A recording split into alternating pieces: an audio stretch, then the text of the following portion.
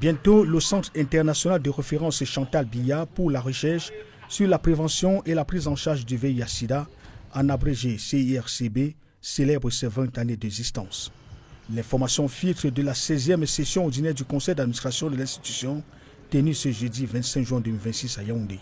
Sous la conduite de Jean-Stéphane Biacha, président du dit conseil, les travaux ont permis de retracer les perspectives du CIRCB qui entend diversifier ses domaines d'intervention au-delà du VIH-Sida avec un intérêt accru pour d'autres pathologies de santé publique, notamment le paludisme.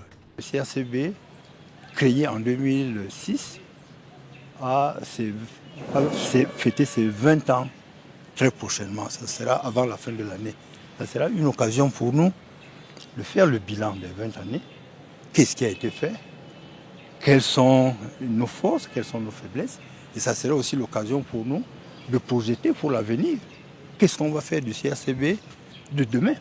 Est-ce qu'il va rester essentiellement sur le VIH-Sida? Nous pensons que non. Il faudrait ouvrir, il faudrait voir comment nous pouvons appuyer les pathologies qui tournent autour du VIH, les pathologies comme les cancers, les pathologies chroniques comme les hépatites. Et c'est cela que nous voulons faire du CIRCB, qui a en ce moment des équipements qui sont d'une qualité appréciable. Autre défi majeur évoqué au cours des travaux de cette session du conseil d'administration, la recherche d'une plus grande autonomie financière.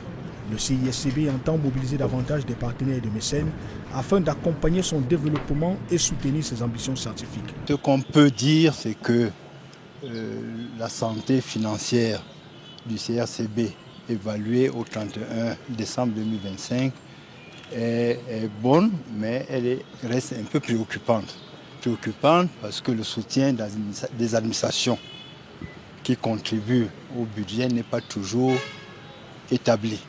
Donc nous faisons ici appel aux administrations qui nous soutiennent classiquement, surtout les administrations en charge des problèmes de santé et les administrations en charge des problèmes d'éducation. Nous voulons également à ce niveau essayer de commercialiser le produit de nos recherches. C'est aussi un guichet de financement qu'on peut exploiter.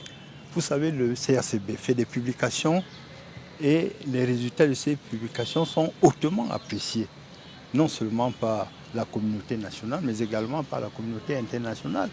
À l'ordre du jour des travaux figuraient en bonne place l'examen du procès verbal de la précédente session, l'évaluation de l'exécution des résolutions adoptées en décembre 2025, l'analyse du compte administratif, le rapport d'exécution du budget et des comptes de gestion de l'exercice 2025.